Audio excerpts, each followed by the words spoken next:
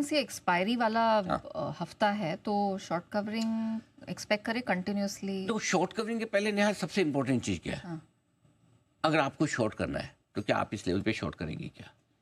बहुत डाइसी तो सो एफआईज की तरफ से शॉर्ट होने के चांसेस कम है, दो रीजन से। नंबर वन, उनकी इंडेक्स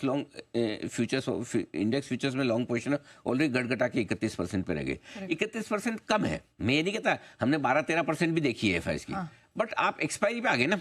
सीरीज की शुरुआत में वो अलग बात है, एक्सपायरी के वक्त अगर आपकी इंडेक्स लॉन्ग पोजीशन घटकर 31% पे आ गई है तो आप जल्दी से बेचेंगे नहीं अब।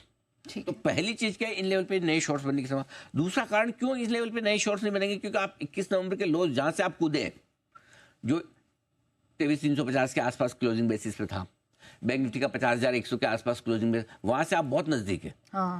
मुश्किल से 1% दूर है। तो आप 1%, आप ये मान के चलें कि अगर यहाँ डबल बॉटम बना तो 1% के लिए आप नहीं बेचना चाहेंगे, चांस नहीं लेंगे। फिर आपको 5-7% मिले तो बेचो, तो समझ में आता है। करेक्ट। सो इस हिसाब से अगर आप दोनों चीजों को साथ में मिला के देखिए, शॉर्ट कवरिंग का मामला तो बनता है।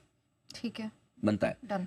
लेकिन इसके लिए बहुत जरूरी है कि आप 21 नवंबर के लोस को होल्ड करें। अगर वो टूटते हैं तो फिर रिस्क थोड़ी नीचे की खुल जाती है, नहीं टूटते तो शॉर्ट कवरिंग का मामला बनता है, जिसकी संभावना ज्यादा है। ओके सर, आपने ये तो बता दिया कि क्या करना चाहिए, आपने एक हिंट दे दी, लेकिन उछाल में क्या करना है? क्या ये खरीदने का मौका है या निकलने का? ये बहुत अच्छा सवाल है, ये सबसे काम का सवाल भी है आज के लिए। तो दो तरीके से इसका जवाब दूंगा। पहला है ट्रेडर्स के लिए और दूसरा है इन्वेस्टर्स के लिए। पहले ट्रेडर्स की बात कर लेते हैं, है ना। ट्रेडर्स को उछाल में पक्के तौर पे निकलना चाहिए, मेक नो मिस्टेक, निकलना ही है। ओके। उसका रीजन में तो आपको याद होगा, पिछली बार भी जब एक बढ़िया बाउंस हुआ तो मैं हमेशा ये कहता था कि उछाल आए, आपका भाव आए, कोस्ट के आसपास आए, रीजनेबल लोस पे आए, एग्जिट करो, खाली हो जाओ, खराब पोजीशन से एग्जिट करो, उसमें कमाने की मत सोचो। ठीक है, ट्रेडर्स, नॉट इन्वेस्टर्स, ट्रेडर्स। ठीक है, क्यों ऐसा, क्यों? आपने बचपन से कहावत सुनी होगी, पढ़ी होगी, खाली दिमाग शैतान का घर। कहाँ ये कब लागू होता है? जब आप पढ़ाई नहीं कर रहे हो, टाइम पास कर रहे हो, तब दिमाग में। लेकिन ट्रेडिंग में भरा दिमाग शैतान का घर है। अच्छा। भरी पोजीशन, तो जितनी पोजीशन आपकी खाली रहेगी उतना आपका दिमाग सही चलेगा, और उतना आप जो नया सौदा लेंगे वो ढंग से कर पाएंगे। पुराने सौदे में से, पुराने खराब सौदे में आप फंस कर कभी अच्छा नया सौदा नहीं कर पाएंगे।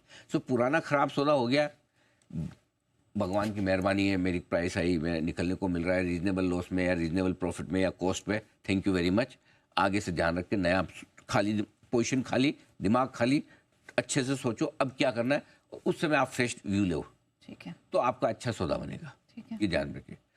अब भी ओवरनाइट पोजीशन आपको कम ही रखना है। वोलेटिलिटी ओवरनाइट तो रहेगी अभी भी, इंट्राडे भी रहेगी, लेकिन ओवरनाइट अभी भी कम रखना है। इंट्राडे में आप फिर भी मैनेज कर सकते हो, ओवरनाइट आपको याद होगा हमने शुक्रवार तक इन्वेस्टर्स, अब इन्वेस्टर्स की बात करता हूँ, मैंने बुधवार को बोला था कि इस हफ्ते 3 दिन पैसा लगाने का आपके लिए मौका बन रहा है। हाँ, करेक्ट। हाँ। तो शुक्रवार तक आपको पैसा लगाना है। एक हमने कहा 23,824,000 के आसपास लगा दिया, और अगर नवंबर के लोज आते हैं 23,350 के आसपास तो हम और लगाने की बात आते हैं। और अगर आपको दो में से एक बार लगाना, चाहे यहाँ लगा लो चाहे वहाँ लगा लो।